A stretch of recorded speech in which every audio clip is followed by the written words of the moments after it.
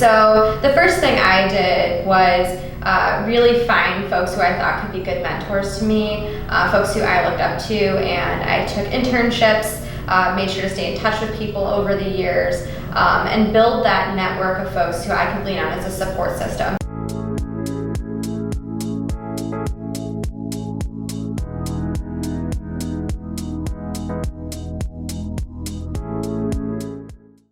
How you doing, Mari? I'm doing great. Thanks Awesome. for having me. Thank you so much for stopping by. Absolutely. So you recently was elected to the State House in Michigan. Can you please tell me about that experience and what obstacles and struggles you face with being a young person running for office? Sure, absolutely. So I was elected in 2018. I flipped a State House district that had never ever been represented by a Democrat before. And I'm currently the youngest woman serving either the Michigan House or the Senate.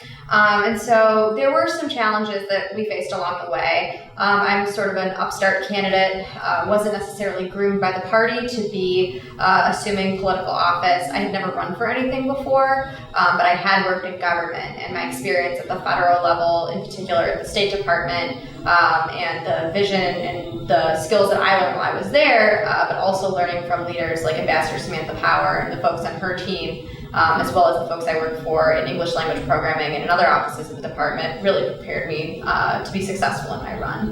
And so some of those challenges were just facing sort of that traditional opposition you would face as sort of a outsider candidate, folks who had been in the arena before, thinking that it's really not your turn to run for office.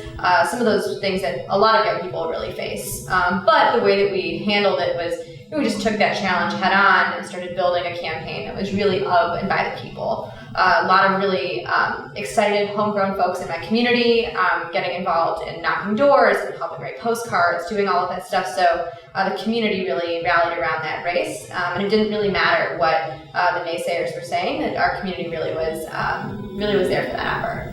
Awesome. They made the right choice, by the way. I appreciate that. So what policies are you working on right now that affect the next generation? That's great. So a couple issue areas that I'm really focused on. One is a little bit of a larger question that unfortunately today our country is facing, which is the scourge of gun violence in our communities. And so myself, along with a more senior member of the legislature, Representative Rebecca Warren, we have a 4-bill package around the safe storage of firearms to make storing your firearm a little bit more accessible and safer, so that way those safes are not as expensive for folks who may not be able to afford them, and also making sure there's legislation so that way kids can't get their hands on a gun, and so that way there's no senseless acts of accidental gun violence in a house. I've also co-sponsored red flag legislation, which actually the Republican sheriff in my county is hugely supportive of. And so this issue has started to become, around the country, but also in Michigan, really a bipartisan effort.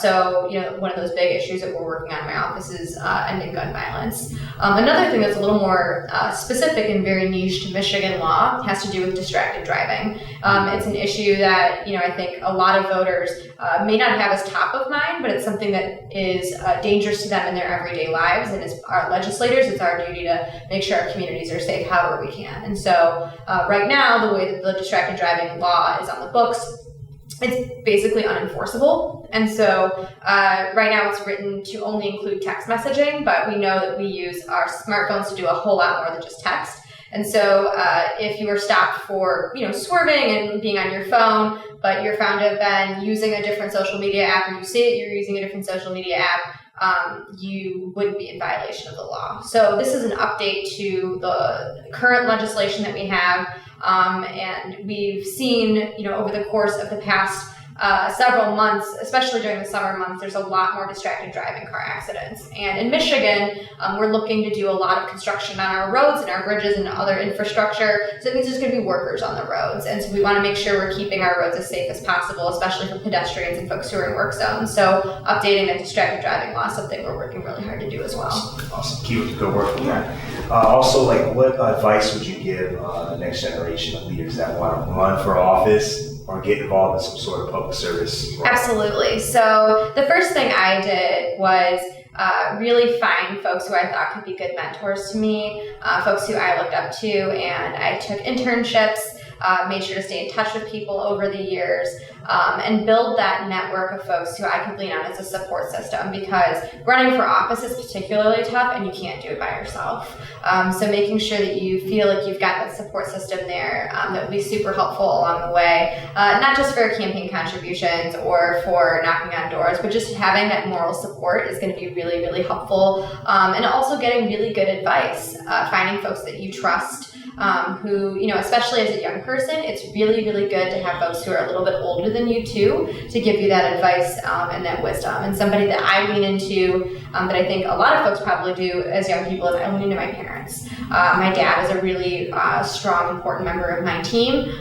He was a labor leader for around 50 years. And so the experiences that he's lived are very different from me, but it's because of him that I was able to go to college and get my master's degree and do all the things that I've done at an early age, and have him there kind of as someone who can sort of be but what about this sort of perspective, really helps keep me grounded. And there's other leaders as well.